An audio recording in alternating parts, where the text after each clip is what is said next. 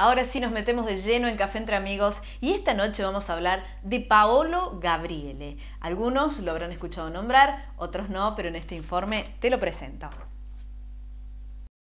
Paolo Gabriele, ex mayordomo del Papa, será juzgado por haber filtrado documentos secretos del Vaticano.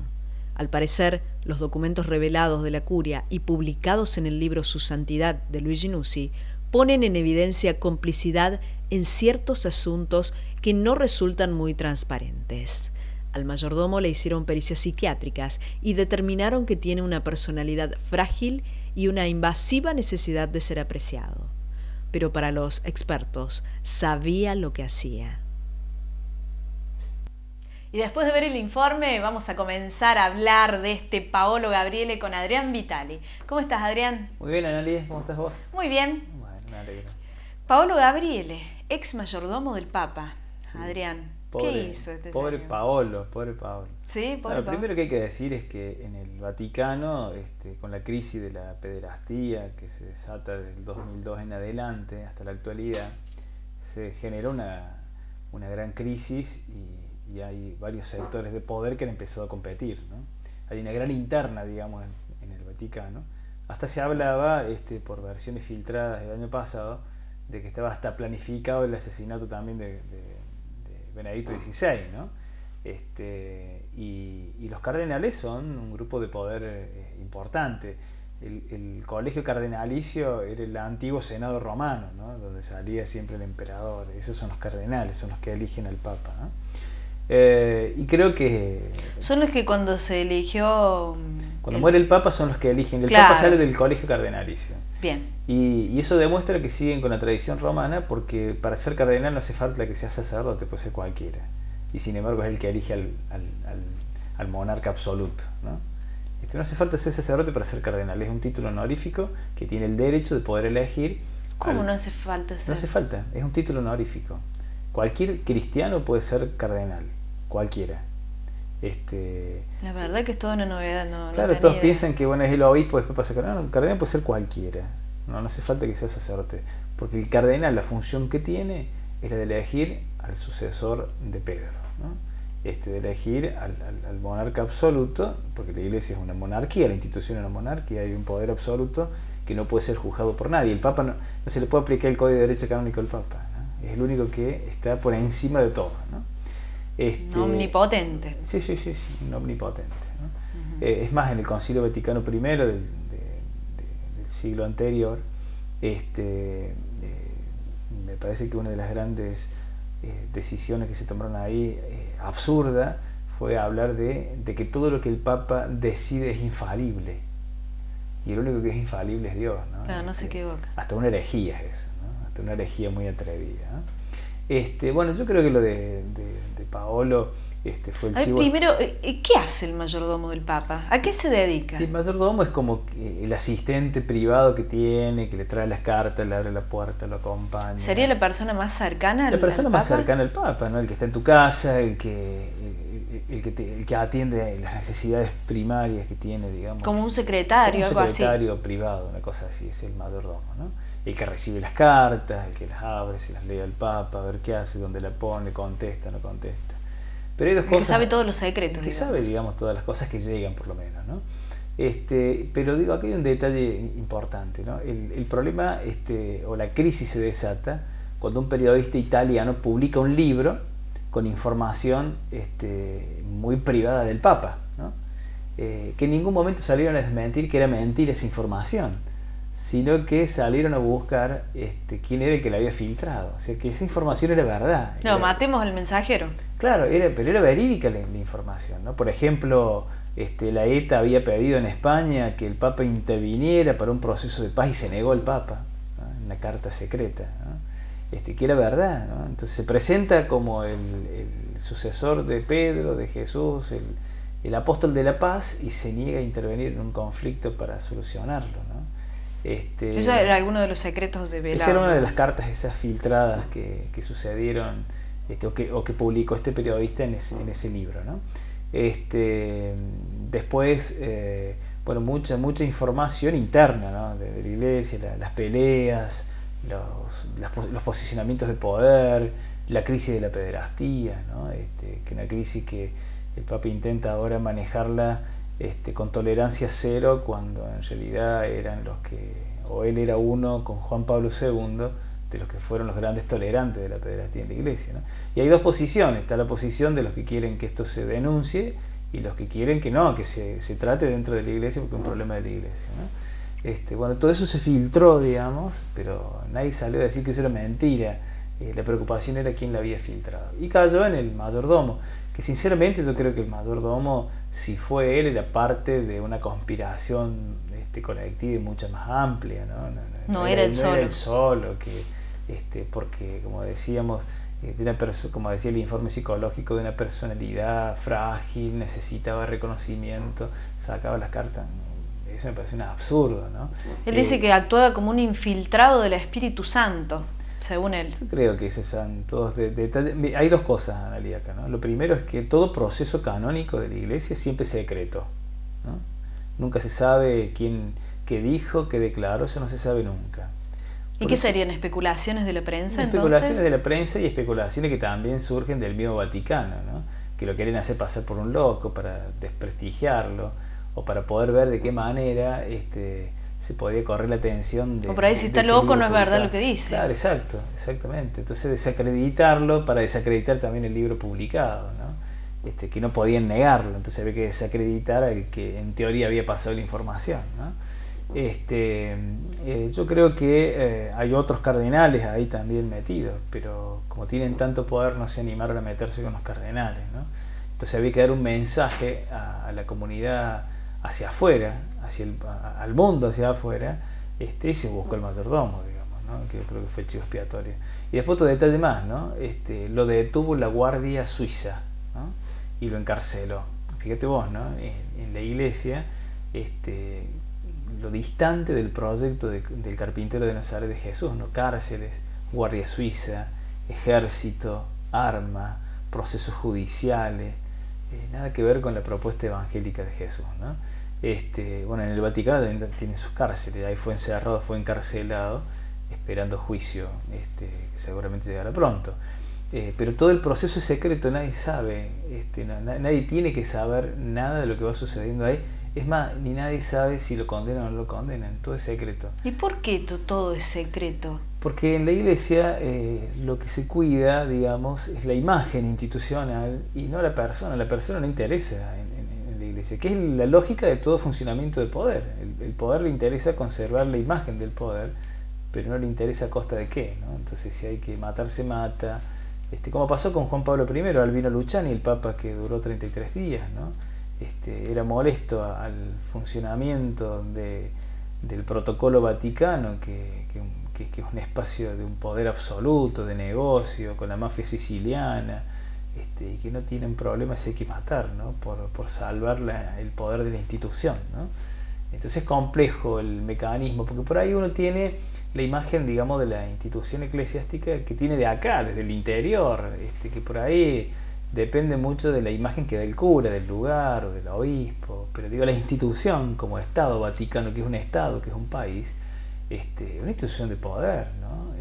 Digamos, fíjate el sistema económico cómo funciona. Lo que vos ponés en la colecta acá en Río Tercero, eso se tributa a la diócesis de Villa María. Hay un tributo, tiene 3 categorías el tributo. Las parroquias, digamos, de élite pagan más, las de clase media pagan menos. ¿Como un tributo? Un tributo, hay que pagar una... O sea, cuando uno va a misa... Hay que pagar un arancel. O sea, cada parroquia paga un arancel al obispado, ¿no? Entonces, por ejemplo, si la parroquia de Río Tercero está en la categoría A, que es la más alta, bueno, pagará que es un tributo estipulado, por ejemplo, 1.000 pesos por mes. La de clase media pagará 500 y la de... ¿Y cómo se categoriza? ¿Por qué está de acuerdo a la cantidad de habitantes? No, de acuerdo a la calidad de vida, digamos, de los habitantes. Cuando yo estaba en la de Villa Libertador éramos la categoría más baja, ¿no? Entonces se pagaba menos. Bueno, todo ese tributo llega al obispado de Villa María. El obispado ¿La plata que entra es la plata que dona la gente? Sí, de las colectas. De las colectas. De lo que se junta, digamos, en la iglesia. Sí. Se tributa a la diócesis de Villa María. La diócesis de Villa María tributa a la Conferencia Episcopal Argentina, es decir, todas las diócesis del país tributan a la Conferencia Episcopal Argentina. la Conferencia Episcopal Argentina tributa, junto con todas las conferencias latinoamericanas, a la Conferencia Latinoamericana. Y la Conferencia Latinoamericana, que es el CELAM, tributa a Roma, ¿no? O sea, lo que vos pones acá llega a Roma, porque el protocolo romano es muy costoso de mantener. Roma hace espionaje, Roma compra armas, Roma tiene policía secreta, Roma tiene su ejército, la Guardia Suiza es el ejército. El armamento que compra es todo armamento sofisticado. Por eso la relación con los países ¿Qué poderosos. tiene que ver eso, digo yo? Y no tiene nada que ver. El tema es la tolerancia a partir de la ignorancia que tienen, digamos, los cristianos, ¿no? Digamos, cristianos que no cuestionan nada, que en realidad en vez de ser creyentes son crédulos, creen en cualquier cosa, creen lo que les dicen, nunca se preguntan. Lo que pasa es que nos preparan para eso, porque bueno, si vos te cuestionás, es porque es como que estás cuestionando a Dios.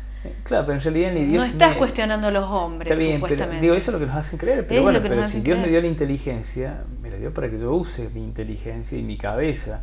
Dios no me pide que me saque la cabeza, Dios me pide que crea. Y cuando Dios me pide que crea, me pide que sea un creyente crítico, ¿no? Un creyente que pregunte, que indague, un creyente que cree en cualquier cosa y no es creyente, ni siquiera cree en Dios. Cree en ese Dios que se ha construido, ¿no? Pero en realidad... digo, el Dios cristiano, el Dios de Jesucristo, y es un Dios activo, un Dios dinámico, un Dios que provoca, un Dios que nos saca del letargo, un Dios que no nos quiere iguales, nos quiere diversos.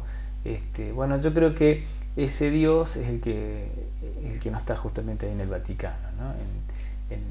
En estas filtraciones de cartas, en esas pujas de poder, por ambiciones personales o de grupo, comprando armas, haciendo correr información.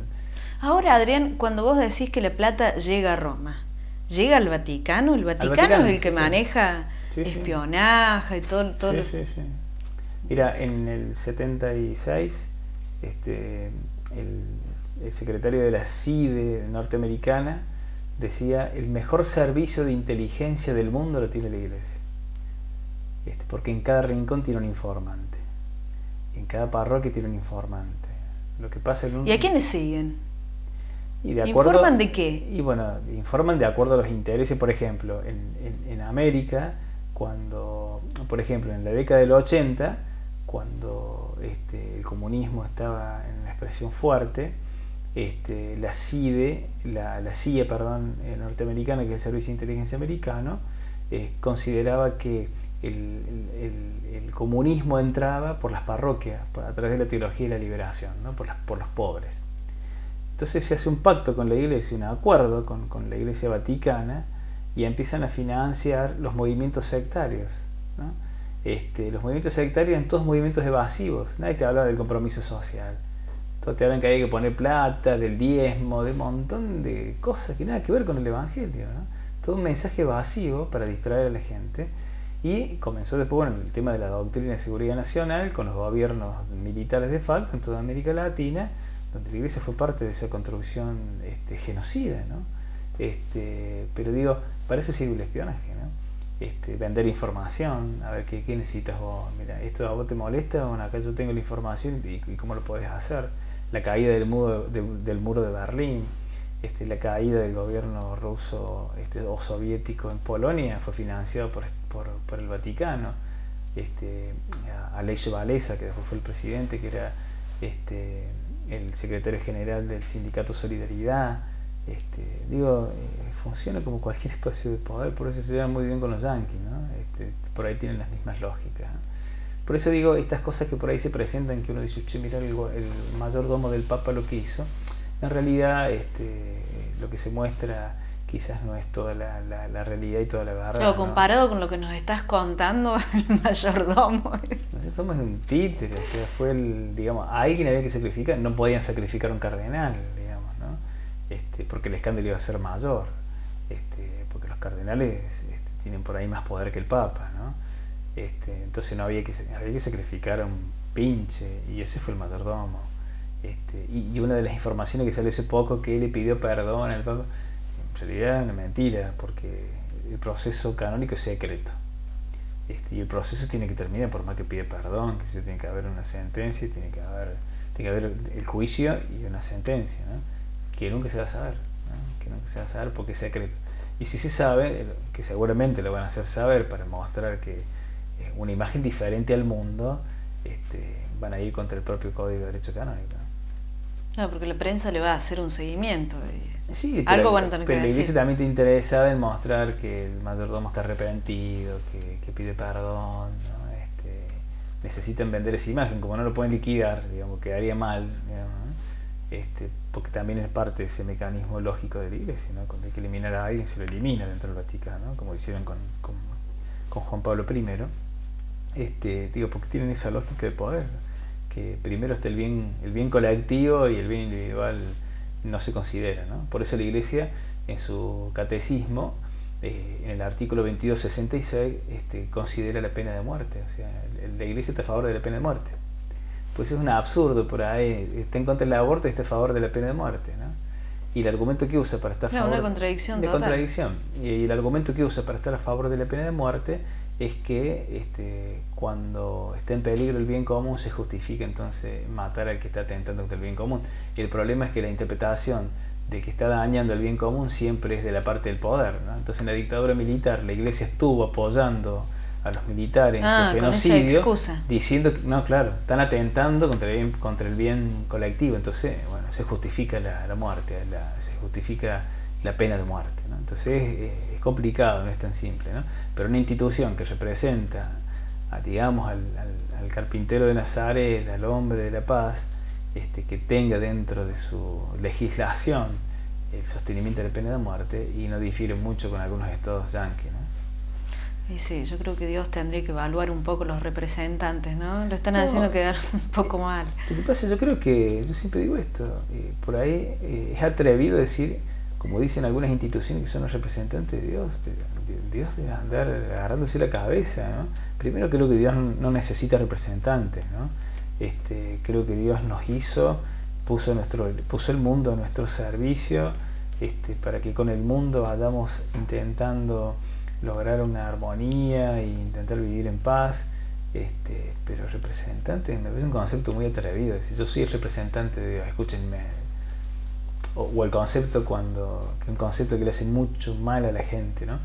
En el casamiento, cuando se dice que el hombre no se separe lo que Dios ha unido, y la gente que se separa, es como que le hace mala prensa a Dios. Dios no es un omnipotente que crea algo, un vínculo, y que cualquiera lo rompe, entonces queda Dios como un débil. Entonces la reflexión que hace, ¿y quién te dijo que Dios quería que eso se uniera? La Iglesia. ¿Quién es la Iglesia? La representante de quién te dijo. A ver, cada uno es representante de sí mismo en la construcción de la fe con Dios, porque por ahí hemos creado un cristianismo de una fe cuantitativa. Tenemos que creer en los 15 dogmas. Si vos no crees en los 15 dogmas, queda excluido de la Iglesia, ¿no? Porque es un hereje. Entonces una fe cuantitativa que ha perdido los creyentes, y la fe es una experiencia personal, ¿no? Entonces digo, esto no es una cuestión crítica, es un elemento que nos sirve para poder construir nuestra propia fe de una manera madura, de una manera responsable, y preguntándonos, que no hace mal preguntarse.